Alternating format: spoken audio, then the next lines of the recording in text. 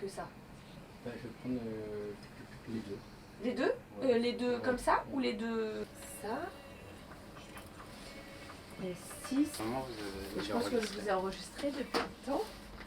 Je vais voir ça. Et en fait, il y a des fois, ça se met en...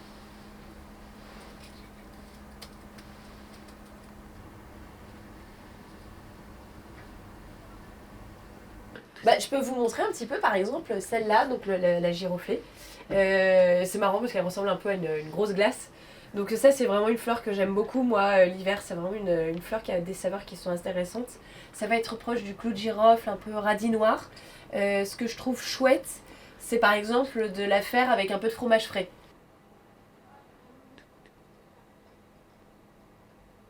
Donc ça se mange. Ça se mange, et je vais le montrer. Hein. Donc c'est ça. Légèrement piquant, mais pas trop agressif. La scabieuse, c'est marrant parce que ça fait un peu bonbon comme fleur. C'est pas des saveurs qui sont très intéressantes, mais c'est une fleur qui est très esthétique. Donc vu que ça compte aussi dans le bouquet, on y va joyeusement. Donc l'œillet du poète, ça va être plus... c'est des toutes petites fleurs, ça se met absolument sur tout et n'importe quoi. Ça peut être super rigolo, par exemple prisonnier dans des glaçons.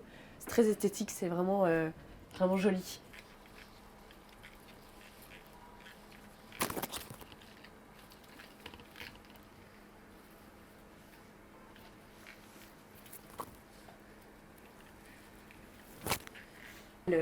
La fleur, de manière plus traditionnelle, vient à travers le monde. Donc à 85%, ça vient de l'étranger, de la Chine, de la Colombie. Donc c'est quand même une denrée qui voyage énormément, qui est très très très très polluante, qui est produite dans des conditions qui sont absolument pas acceptables en fait, humainement et écologiquement.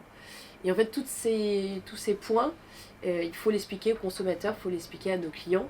Et voilà, qui n'est pas vraiment habitué parce que c'est vrai que la fleur, de manière plus traditionnelle, la fleur c'est uniquement décoratif. Et en fait, tant qu'on le consomme pas, et ben du coup on n'a pas vraiment cette question de la production, comment c'est produit, d'où est-ce que ça vient exactement. En soi classique.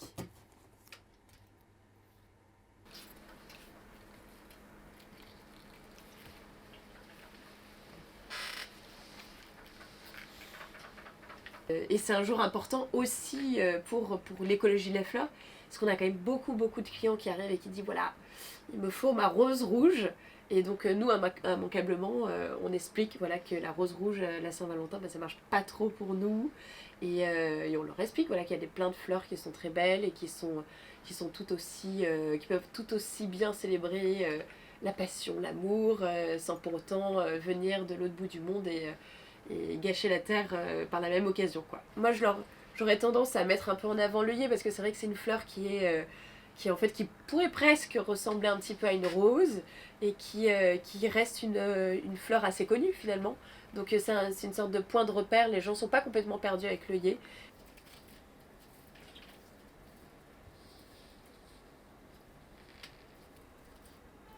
Tac, je peux sortir?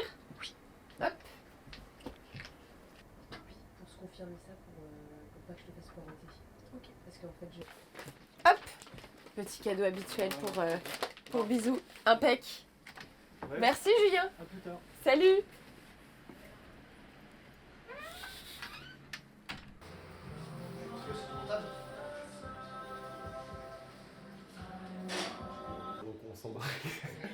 C'est beau.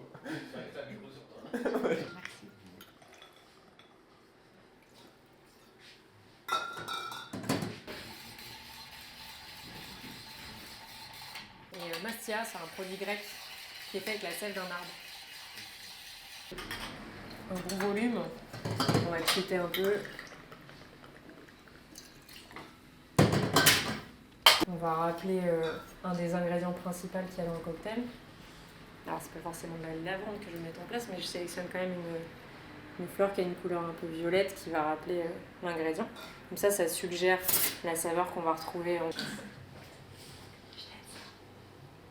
Globalement, l'esthétisme des fleurs est très apprécié et on nous demande très souvent si elles sont comestibles.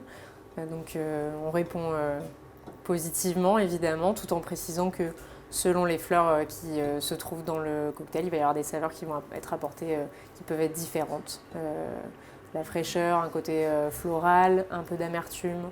Voilà. Et ça évolue avec les saisons selon les bouquets qu'on reçoit. J'adore. Il est excellent. Excellent. Et la fleur, ça rajoute vraiment quelque chose. Bah, au nez. Bon, déjà visuellement, c'est très très beau. Je pense que personne peut dire que c'est pas mignon quand il arrive comme ça à ce truc. Et c'est vrai que le nez, par rétro-olfaction et tout, ça rajoute quelque chose toujours, en fait, à chaque fois. Vous sentez et ça vous... Même s'il n'y en a pas dans le cocktail, on va dire que ça va biaiser un peu votre cerveau quelque part et vous allez sentir quelque chose de plus floral dans Modrix, même s'il n'y en a pas. Et c'est vraiment très très bien.